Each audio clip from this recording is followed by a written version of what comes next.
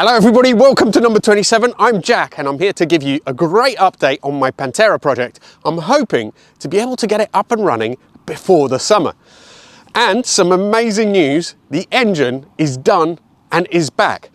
I went to collect it a couple of weeks ago from Dorset and all went pretty well, but it was hairy getting it back out on my own into my garage, especially over that flooring lip, for which I had to use a little jack just to raise the wheel. Take a quick look at it here where it was being run in on the dyno. Image quality isn't great, so apologies for that, but I wasn't allowed to go there and film, so it was just done by one of the guys there with a phone.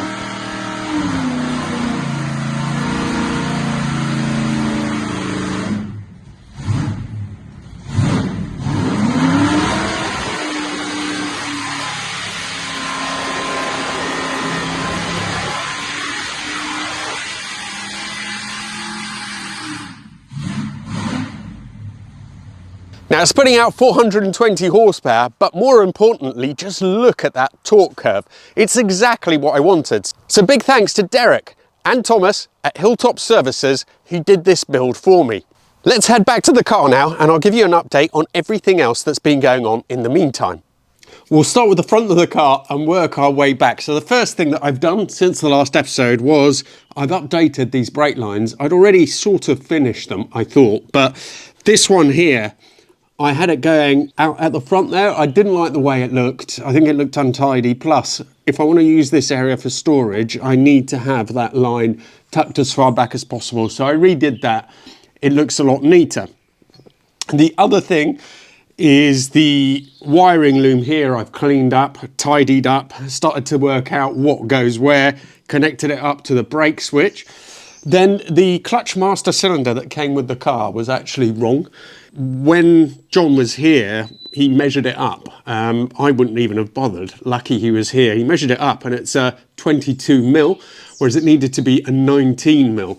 So I've got a replacement which I put in, and that is more work than you'd think because those screws behind the bulkhead here, where the pedal box is, are really, really inaccessible. I put some slots in them as well so I could use a screwdriver to help me get this in and out. Otherwise, normally, you'd have to take this out to access it. The next thing is the scuttle, where the rainwater accumulates under the black grills. There was no proper rust, but there was a bit of surface rust and the paint was flaking away. So I've made sure that I've sealed it up with some black epoxy. So something else is I've put in a secondary wire pull for the bonnet catch. The reason being there's only one here. If that goes, you've got no way of opening it. So this way, there's a secondary one, drill a hole into this bulkhead that goes behind the pedal box, got the wire there, tuck it away inside. If you ever need it, you've got a way of opening it up. Something else I wanted to mention to all of you is on the internet, there's real conflicting views on this, and that is this, this brake bias valve. Now, unlike normal cars, Pantera has a brake bias valve which actually favours the rear brakes. Normally a bias valve does exactly the opposite and it favours the fronts because that's where you have most of the braking power. But what happens on these cars with standard brakes like this one, the front brakes are really good. The back brakes, the rear calipers, tend to underperform. So from the factory, they had this mod that meant that a little bit more pressure goes to the rears to begin with. Many people junk these and say they're not necessary, that, you know, and nobody seems to notice much of a difference. That's because the fronts are really powerful and good anyway. So if you junk it, the brakes actually maybe feel a bit better because you get a bit more initial stopping power. But the thing is, theoretically, on standard brakes at least, you'll hardly, the rears will be doing next to nothing. So anyway, I've elected to put it in and we'll see how we get on with that. And we're going to move on now to see what's happened in the cabin. So the first thing I tackled here was the hazard switch. They are, I think in some BMWs as well, but they are, I think the cheapest I saw new was about £180. And this one had a problem, which they do tend to have, which is that it wouldn't stay locked in place off. So the hazards would stay permanently on. I did have a look into it and I saw that some people had had some luck taking them apart. So I took it apart and did find that there's a little pin that slides along a groove. What happens to that pin is that the arm bends upwards slightly. So the pin no longer engages when it's meant to click into the groove. So I bent it back, put it back together and hey presto, it works properly and it stays in. So I was really pleased. That was a good win. The other thing is that this roof pad did come with the car. It was completely falling off, and I think that the foam had disintegrated somewhat. It tends to be what happens, but it looked to be in quite good condition. So I've tried sticking it back up. I haven't done an amazing job, even though it's not a big pad. You wouldn't believe how difficult it is to do. So there's a few little wrinkles here and there, but I think it's something that won't be noticeable once most of the trim is in. For now, that will be okay. Then this bulkhead, so at the back, I had to put a heat shield, which we'll go on to in a moment. So to do that, obviously took the seats out, all that stuff, took out the normal leather covering pad, which is here. And there is a sort of heat insulation material back here, which was disintegrating, especially in this middle bit. So I've covered it all up with dyno, which will just help keep it together and stop it from deteriorating further, and might help a little bit with noise insulation. It's also on the other side, and Jim, the guy who had the car before me, had already put the dyno on the other side of the engine bay. This probably isn't really the best way forward, but I had some dyno. I think it's going to work. I'm going to possibly put some more heat insulation on this side as well. Next thing I had to check was the fuel tank. I didn't know what the condition was going to be. I didn't know whether I would have to clean it out, take it out. So I went in with the boroscope, and although the quality of the pictures that you see here aren't that good, they were much better on my phone at the time. And it looks brand new. So I have a feeling that Jim had it refurbished. So that's a bit of good news. In the engine bay, the next pressing thing to do was to sort out the brake lines, because there were none. They were a bit tricky because some of the corners on them, the bends, are really quite sort of steep. Quite acute. Don't know the word for it. But essentially, I ended up, when you sort of bend the brake lines too much, it will collapse in on itself. So I got some wire and put that inside the line, then bent it into shape. That did work, though I have to say, pulling out the wire afterwards was pretty tricky. Also, had to drill these holes on the side because they had been filled in previously by Jim. So I had to try and work out more or less where they used to be and make some holes in the same place so that I can connect to the flexies from outside. They connect through the bodywork basically. So that was the brake lines done, and they're all okay. And the next thing was this extra bulkhead. So Jim had already put some dyno here, and there's this stainless steel sheet, which ordinarily I wouldn't use, but by all accounts they're really, really good at helping trying to keep some of the heat out. And the way I installed that was a comedy of errors, to be quite honest, because I've used the wrong fixings, and I've had it in and out 2 or 3 times. You have to trim it to size. It's not quite the right size. You have to trim some of the holes on it. Plus, I used some of the screws that were already in the bulkhead and protruding to put it on. But really, I should have just secured it with sheet metal screws. And the first time I secured it, I got it flush with this other panel, which means it wouldn't be as effective. You need a little bit like, you know, a 5mm gap or a gap of some kind between that and the material behind it for it to be as effective as possible. So it is now spaced out. It is done. Then the fuel tank cover as well. Jim had another stainless cover for that.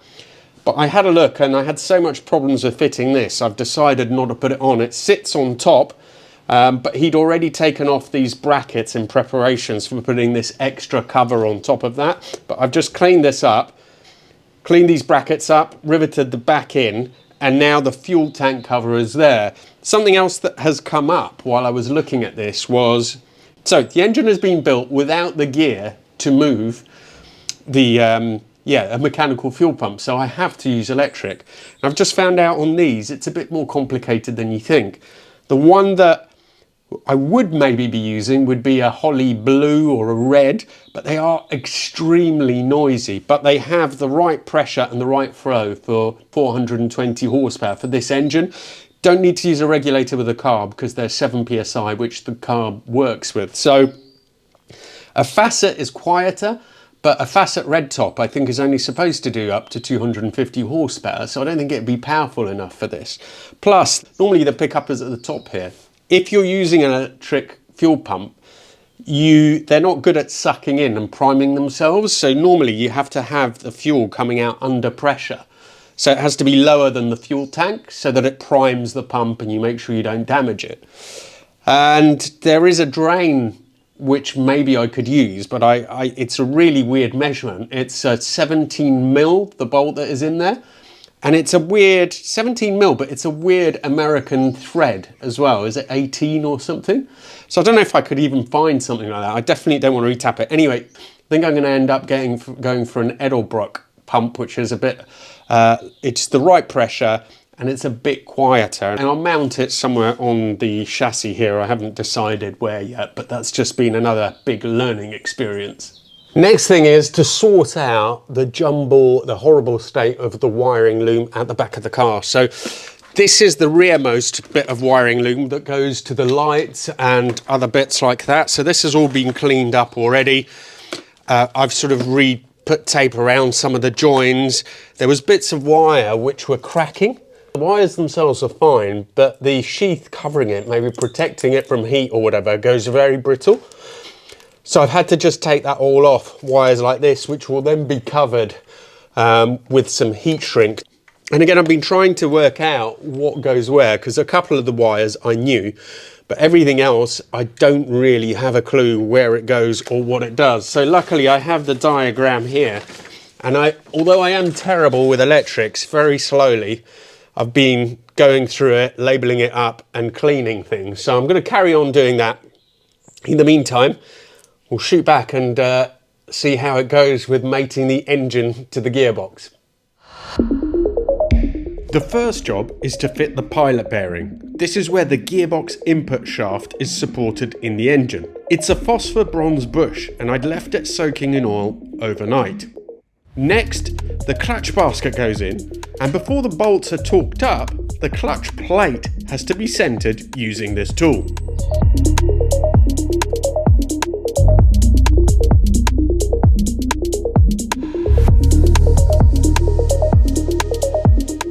So it's time now to try and mate these two puppies up. And I had a go yesterday, and as you can see, it was really unsuccessful. It's just very difficult to make sure that they have to be perfectly in line. And because I'm doing this on the lift, it's very hard to know and to make sure that this is perfectly in line with this.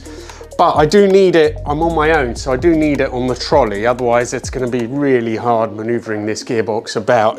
If this fails, I might have it on the floor and then try and do it from the floor. But at the moment, I've put these two poles in both of them so that I can try and match them. And I've got a tilt here as well so that I can tilt it. And I've got an extra stud. Unfortunately, I don't have another. If I had another one of these, I think it would really, really help sort it out. Just a quick aside here, because I realised that I hadn't explained anything about these guide studs, what I called them. They're basically just bolts with their heads cut off. Now, ideally, you'd have two of these longer ones, put them on top of the gearbox. I only had one of these and a couple of shoulder bolts, so I'm kind of just using all three of these and hoping that they will do.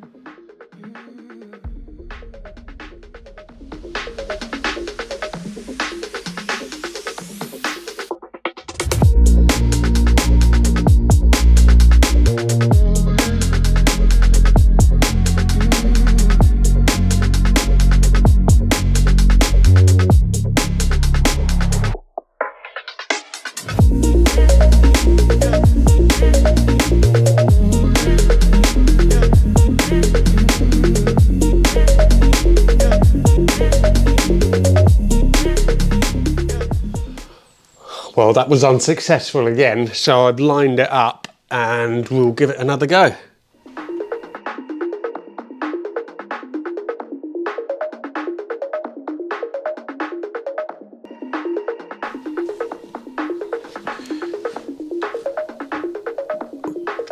Oh, looks like it. Oh.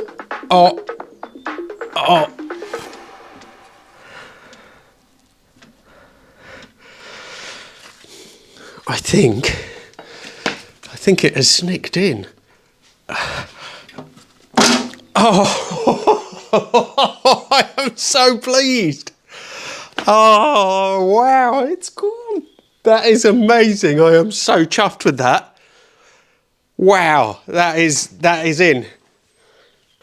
Well, there's probably easier ways of doing it, but that has finally gone in. I'm well chuffed with that because you haven't seen how many times I've been trying. I haven't recorded all of it, so it's finally gone So now bolt it up, and then we can just set this aside and carry on doing the rest of the things that I need to do to prepare to put the engine in the car.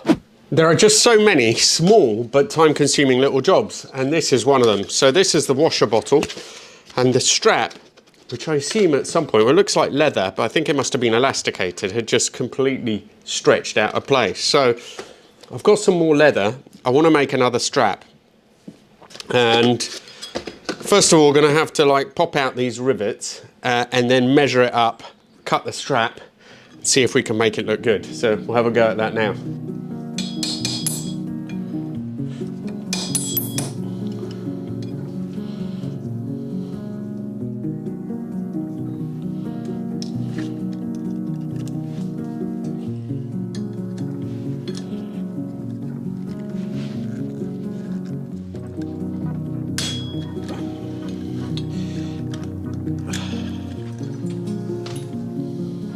So to measure the length of this that I need, I've tacked in one side, and now I'm just going to poke it through here. I think, as I said, originally it was elastic, so it would have been a bit easier, but that leather, and then I'm just going to do that and maybe put a little bit more stretch in it.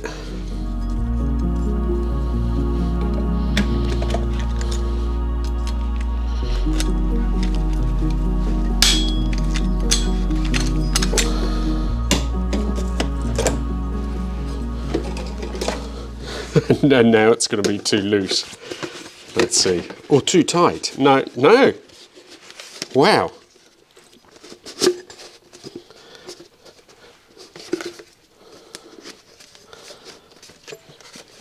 Oh my God, I can't believe it. That's actually worked perfectly.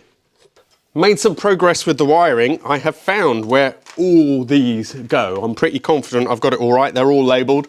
I've cleaned this up, re-sheathed most of it as well, so it looks a lot neater than it did before.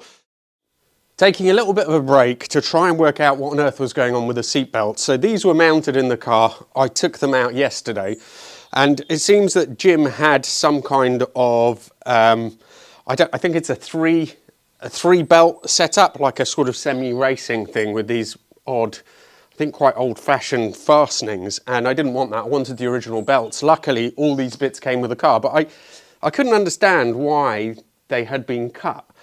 And once I worked out how they work, I got the gist of it, but basically these are twin reel belts. So they're quite nice to put on because they come up from one side and from the other, so they're quite comfortable to put on, but they're a bit more complex. Let's go in the car and I'll show you how they all sort of fit in. Right, so normally, the way this would be fitted is like this. There's a reel at the bottom here. There's another reel here with a hook here that comes down. So these are joined together with the clip, the clip here actually. And then you can pull them, you know, either direction if they don't get stuck. And then they come in and clip on the side. Now the reason why Jim cut it in the first place is because this bottom base plate had the other belts coming, so to fit his lap belt, so his 3-point belts or whatever they were, you have to cut the old ones because they're manufactured with this going through this base plate and it's then stitched in place, hence having to cut it to remove this. I've only reassembled this now to try and work out how it is. So this is the situation. I'm going to send the whole thing to my friend Stuart at Quick Belts, and he's going to service them, put some new webbing on them, reassemble them, and hopefully paint these plates black. I don't want them chrome. I want them the original colour. They would have been black on here. But you know, it feels like I'm building up slowly a bit of momentum. These were all things that I just had no idea. I didn't know how the seat belts went, anything like that. So it's nice to start putting things together. Pistachio, come out. Come on. It's supposed to be in there. Come on, out. Hey, come on, out. Pistachio, come on. Out. No, you idiot. Come on. Come on. You're not playing. Come on. Come on, out. Fuori. Come on, out. Lots of progress made with wiring as well. You can see here that I've got the coil voltage regulator and the starter solenoid mounted up wired up. I've got all the wires sorted. I know where everything's going. This is all sort of wired in fairly neatly. The reason why this is still here is these are all bits that go on once the engine is in place. The one thing I've got left to do is to connect this that goes to the back of the car for the lights and all that sort of side of the loom. We'll talk about that in a second, but first, I had a bit of an issue. I've been trying to work out where all the cooling pipes and the heater pipes go. And when I uncovered these, so they were all sort of capped off, but when I uncovered these, the state of them was pretty scary. I mean, they were covered, there was loads of rust in there. So I've had to wheel the car out of the garage, down the slope, which was quite hairy because it has no steering, no brakes, no engine, obviously. So we did it gradually. But anyway, I got it out there and then I flushed the whole system out with the hose. And that's now clear and working, which is good because these two pipes, the heater pipes, they're welded into the chassis. So it would be a bit of a nightmare if those had to be changed. But yeah, so the next thing, the last thing I think for this video is just to sort out this last bit of wiring at the back, and then we're almost ready for the engine to get into the car. Since all the holes in the engine bay had been welded up previously, first task was to drill a new hole so that I could route the harness through the wheel arch. Next, I took apart the plugs so that I could easily get the wires through the hole. The trick is to push down the little tab that holds the connectors in place.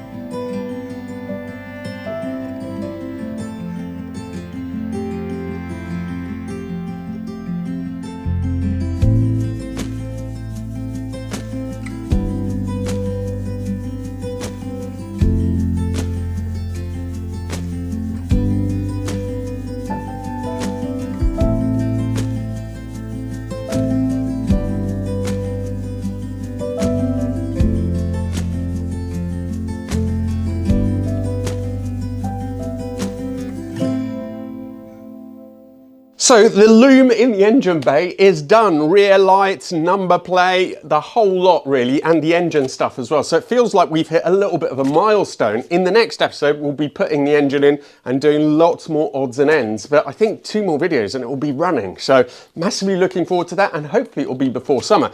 A big thanks to channel members.